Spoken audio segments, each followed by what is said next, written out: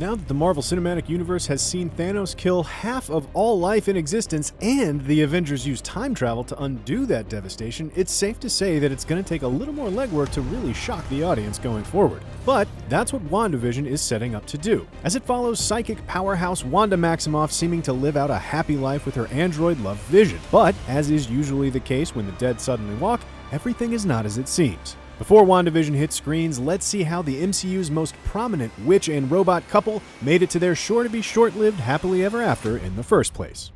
Wanda and Vision's avenging career began the year after Cap and his allies bring down the Hydra leadership, pulling S.H.I.E.L.D. strings. But you know what they say, cut off one head and those damn things just keep sprouting. Case in point, a Hydra splinter group run by Baron Strucker in the mountains of Sokovia continues their research on Loki's scepter, which was recovered from the Battle of New York and houses the Mind Stone. Strucker's made a lot of progress in his research because, turns out, the scepter's not just useful for shooting energy blasts or making Jeremy Renner evil for half a movie. It can also give people superpowers.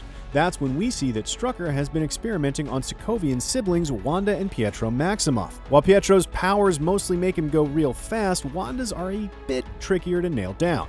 Sure, we see her ruin her cube toys, which is a waste, those look super fun. But it's not until the Avengers come to bust up Strucker's operation and recover Loki's scepter that we learn that telekinesis is just the tip of Wanda's mental iceberg. As Tony learns the hard way, Wanda's also capable of projecting psychic visions into her victims' minds. They leave the extent of this power a little vague. We'll come back to that later. The Maximoffs have some significant beef with the Avengers, specifically Tony, whose Stark Industries engineered missiles are responsible for the death of their parents. It's why they signed up for Strucker's experiments in the first place. That grudge leads them to align with Tony's robo-nemesis/son, Ultron, who's also out to destroy Earth's mightiest heroes after being gifted with life thanks to the very same Mind Stone that gave the Maximoffs their power.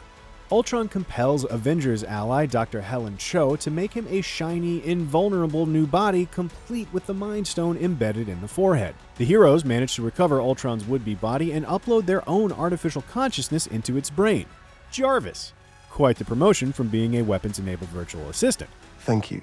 This new android takes the name Vision and proves that he's not going to go all Skynet on the Avengers by picking up Thor's hammer. Look how worthy he is. It's during the failed process of transferring Ultron's brain into Vision's body that Wanda discovers that he's not just planning on wiping out the Avengers for the good of the planet, but all of humanity. Classic MCU baddie stuff at this point. The Maximoffs decide to jump ship and join with the good guys to foil Ultron's plan, which is to kickstart the apocalypse by turning the Sokovian capital into a meteor and rocketing it back to Earth. And he would have gotten away with it too if it weren't for those meddling Avengers. You're unbearably naive. I was born yesterday. While the heroes are successful in killing Ultron, averting the end times, and even evacuating most of the Sokovian capital's population, Pietro is killed in the battle. That leaves Wanda without a family, but hey, at least she's got job prospects. She joins a new Avengers lineup alongside Vision and operates for the next year without incident. But then, there's an incident. On a mission to apprehend Crossbones, the ex-Hydra merc, Scarlet Witch accidentally lets his suicide vest detonate next to a crowded building.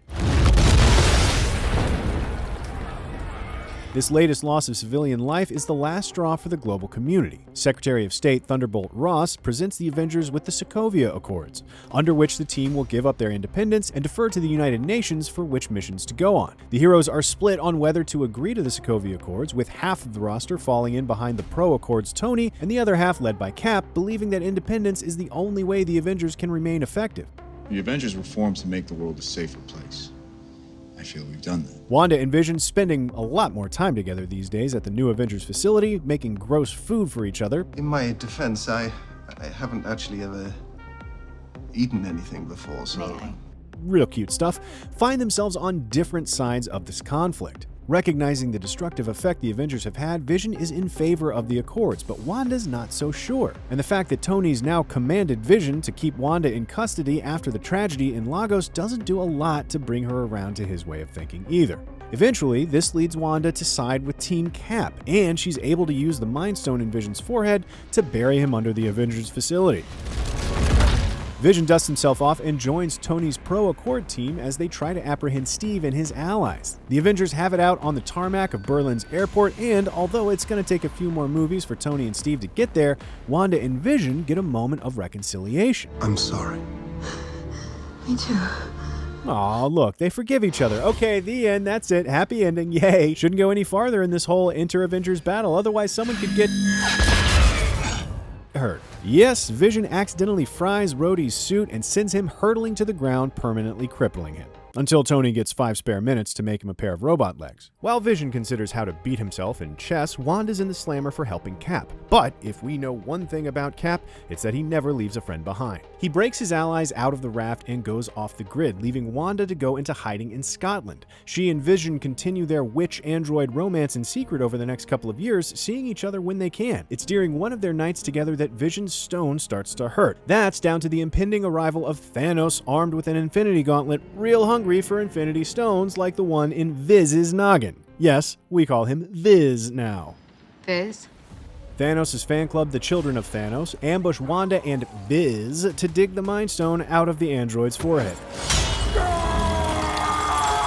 They battle their way into a train station, things get dire, and then the theme drops. Cap, Widow, and Falcon swoop in to fend off the Mad Titan's angry tykes. Vision surmises that having Wanda destroy the Mind Stone is the surest way to deprive Thanos of having a complete set of Infinity Stones with which to wipe out half of all creation. The team's pretty down on the whole idea of having her blow the thing out of his head being Plan A, though, and decide to call on Wakanda's king for aid. T'Challa receives the Avengers, and his tech genius sister Shuri sets to work making a backup copy of Vision's consciousness. But Thanos has finally been able to pick up some speed when it comes to wrangling these Infinity Stones, and after defeating Tony and his team of heroes on Titan, he's now up to 5. Just needs that one out of Vision's forehead, so the Mad Titan lays siege to Wakanda to get it. Shuri continues to copy Vision's mind as Wanda steps onto the battlefield to lend a hand. Thanos' forces eventually break through the defenses and put an end to Vision's backup before it can be completed. Or was it? Vision brings the fight into the jungle and, after getting some revenge for being impaled earlier, senses that Thanos is entering the fray. The Avengers rush to Vision's defense and they stop. Oh, no, he got phased right into the rock, huh? And yeah, he's unstoppable now. Vision, knowing this is their last chance, convinces Wanda that it's time to go to Plan B. Yes, that's Plan B below Vision's head up. With Thanos advancing, Wanda says goodbye and destroys the Mind Stone, killing Vision. This doesn't seem to bother Thanos that much, and why would it? He's got a time stone, y'all. He can just use the stone to undo Vision's sacrifice and pluck the Mind Stone out of his forehead before Wanda has a chance to vaporize it. So he does just that. Finally completes his Infinity Gauntlet and delivers on his apocalyptic threat to will half of all life out of existence. Wanda Maximoff is on the wrong side of that coin flip, just like many of the Avengers roster. Thanos retreats to his garden getaway and has the Infinity Stones self-destruct so that his snap can never be undone. Thor wishes that hadn't been the case. But hey, if the Avengers are good at one thing, it's avenging. It's right there in their name. 5 years later, the surviving heroes pull off one hell of a time heist to recover the Infinity Stones at various points in the timeline. A still very much alive Thanos from 9 years prior catches wind of this plot and chases the Avengers back to the future in order to ensure his victory stands. But Thanos can't stop the Hulk from snapping everyone he killed back to life. Unfortunately, this only applies to those he killed in the snap. So while Wanda gets to come back from the great beyond, Vision sadly remains in the recycle bin. At least, that's what we thought, because Vision looks to be alive and well in the upcoming WandaVision, living a happy life in suburbia with Wanda. At least, it seems that it'll be happy until Vision starts remembering the fact that he died. As for what's got him back on his feet, that's still unclear, but seeing that Wanda is one of the most powerful psychics in the MCU, and she's in mourning, we can envision her powers being involved somehow.